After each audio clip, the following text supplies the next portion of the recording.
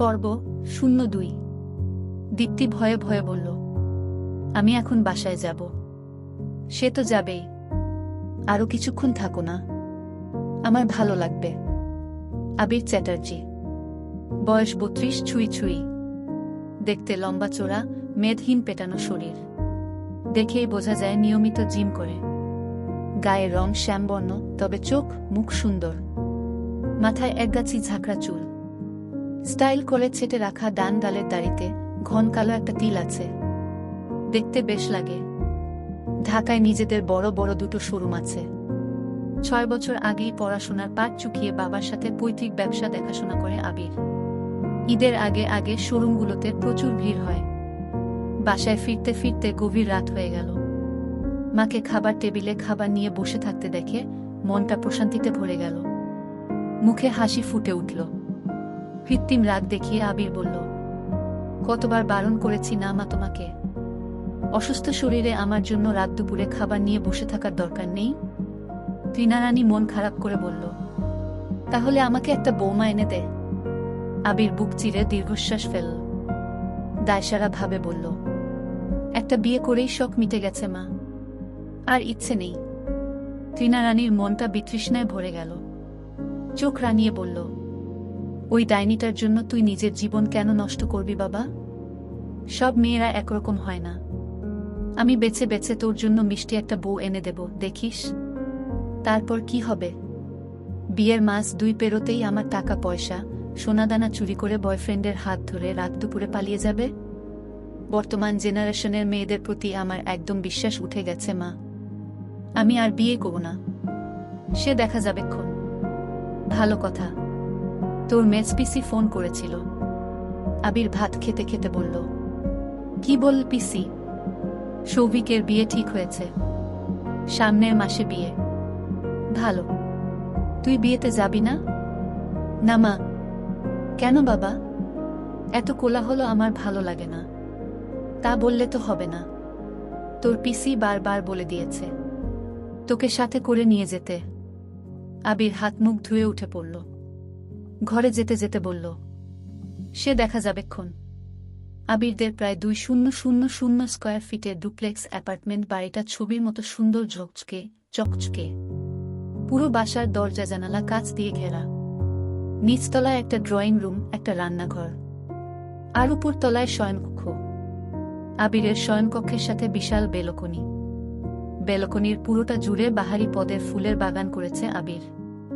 ফুল গাছের পাশেই একটা টিয়া পাখির খাঁচা। খাঁচার ভেতর বসে লাল রঙা ঠোঁটজোড়া দিয়ে কুটকুট করে বনরুটি ছিঁড়ে খাচ্ছে টিয়া পাখি। আবিরকে বেলকনিতে আসতে দেখেই টিয়া পাখি ডানা ঝাপটে মিষ্টি সুরে বলল, আবির আবির আবির। আবিরের মুখে হাসি ফুটে উঠল। এগিয়ে গিয়ে বলল, কি খবর বিবিসি? আবির পচা, আবির পচা, আবির পচা। টিয়া পাখিকে বিবিসি বললেই টিয়া পাখি রেগে যায় কেন? আবির বুঝে না, তবে পাখিটাকে রাগিয়ে দিয়ে খুনসুটি করতে বেশ লাগে। আবির একটা সিগারেট ধরিয়ে দোলনায় শরীর এলিয়ে দিল। বিয়ে ঠিক হওয়ার পর বড় শখ করে দোলনাটা কিনেছিল আবির, বউয়ের সাথে জ্যোৎস্না বিলাস করবে বলে। দোলনাটা এখানেই ঠিকই পড়ে আছে।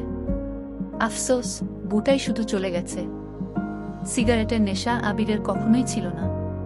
পাপুড়ি চলে যাওয়ার পর থেকে রোজ রাতে নিয়ম করে 2টো সিগারেট খায় আবির।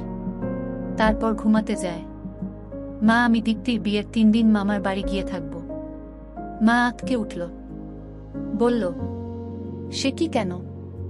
সুক্তি বিরক্ত হয়ে বলল, কেন তুমি বুঝো না? দীপ্তি পাশ থেকে বলল, পালিয়ে যেতে চাচ্ছিস দিদি? আশ্চর্য, পালাবো কেন? তাহলে আমার বিয়ের সময় তুই মামাবাড়ি যাবি কেন? এখন কি কাজ তোর ওখানে? সব কৈফিয়ত তোকে দিতে হবে না কি? কেন সব সময় তুই আমাকে হিংসে করিস দিদি? আমার গায়ের রং ফর্সা বলে? সুক্তির মনটা খারাপ হয়ে গেল। কৃত্রিম ঝাঁজ দেখিয়ে বলল, দীপ্তি মুখ সামলে কথা বলো। আমার জীবনের গুরুত্বপূর্ণ একটা মোমেন্টে তুই থাকবি না, এটা তো আমি কিছুতেই মেনে নেব না দিদি। তো কি করব? বড় বোন হয়ে ছোট বোনের বিয়েতে সং সেজে ঘুরে বেড়াবো? প্লিজ দিদি, এখন যুগ পাল্টেছে। সুক্তি দীর্ঘশ্বাস ফেল। তার বোকাশোকা ছোট বোনটার উপর সুপ্তির খুব রাগ হল, কিন্তু প্রকাশ করল না। সৌভিকের তাকানো কথাবার্তা সুপ্তির ভালো লাগে না। কেমন উগ্র ব্যবহার। সৌভিক ছেলে হিসাবে কেমন? আদৌ ভালো করে খোঁজ খবর নিয়েছে নাকি কে জানে, নাকি শুধু সুপ্তিকে দেখলেই অমন তুচ্ছতাচ্ছিল করে। সৌভিকরা 5 জন বন্ধু মিলে বৃহস্পতিবার অফিস ছুটির পর দেবুর ফ্ল্যাটে মদের আসর বসিয়েছে। সৌভিক পর পর 3 প্যাক খেল। দেবু গিটারের টুংটাং সুর তুলে বলল, তোর হবু বউয়ের কি খবর সৌভিক? টেস্ট করে দেখেছিস?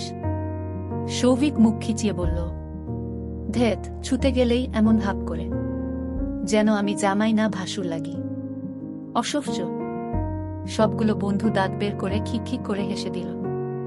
সৌভিক বলল, দীপ্তির ভেতরে কোনো তেজ নেই, একদম সহজ সরল, কিন্তু ওর বড় বোনটা অনেক তেজি। প্রথম দিন দেখে বুঝিনি। রিয়ান এক চোখ টিপে বলল, তোরই কপাল সৌভিক, একটা বোন বিয়ে করবি, 2টো বোন ভোগ করবি। আহা। সৌভিক কেমন করে যেন হাসল। বলল, দীপ্তি হবে আমার ঘরের বউ, সুপ্তি হবে আমার গোপন প্রেমিকা। সুপ্তি যদি আমার অফারে রাজি না হয়, ওকে আমি কখনোই বিয়ে করতে দেব না। যত ভালো ঘর থেকে বিয়ের সম্বন্ধ আসুক না কেন, এমন অপবাদ দেব না। পাত্রপক্ষ রাস্তা থেকেই পালাবে। হ্যাঁ হ্যাঁ। অভিক বলল, কি এমন দেখলি তোর বড় শালিকার মাঝে? তাছাড়া সুপ্তিকেই যদি ভালো লাগে, দীপ্তির সাথে বিয়েটা ভেঙে দে, এখনো সময় আছে। অসম্ভব। আমার দুজনকেই লাগবে। দীপ্তির মতো সহজ সরল মেয়েকেই আমার ঘরের বউ হিসাবে লাগবে। রিয়ান বলল, তোরই জীবন মামু। মেয়ের বাবা মা গুলো কি বোকারে। সরকারি চাকরি ফ্ল্যাট বাড়ি দেখলেই মেয়ে বিয়ে দেওয়ার জন্য পাগল হয়ে যায়। কখনো ছেলের স্বভাব চরিত্রের খোঁজ খবর নেওয়ার চেষ্টা করে না। এতে অবশ্য ভালোই হয়েছে, না হলে 6-5 ছেলেকেই বিয়েবিহীন কাটাতে হতো। সৌভিক উঠে পড়ল, বলল, অনেক রাত হয়েছে, এবার আসি রে। অভিক মাতাল হয়ে চিল্লিয়ে বলল, বউয়ের ভাগ না দিলি, তোর শালির ভাগ অন্তত আমাদের দিস। সৌভিক বাঁকা হেসে মাথা ঝাঁকিয়ে ধীর পায়ে চলে গেল। দীপ্তিকে দেখার পর থেকে রাতে ঘুম হয় না সৌভিকের। মাথা পুরো নষ্ট হয়ে গেছে। কতভাবে একান্তে সময় কাটানোর জন্য দীপ্তিকে বুঝিয়েছে সৌভিক। ভীতু মেয়েটা আর রাজি হল না। সৌভিক ঘড়ি দেখল, রাত 1টা বেজে 3 মিনিট। দীপ্তিকে ফোন দিল। 4-5 বার ফোনটা বেজে বেজে কেটে যাওয়ার পর দীপ্তি ঘুম ঘুম চোখে ফোন রিসিভ করল।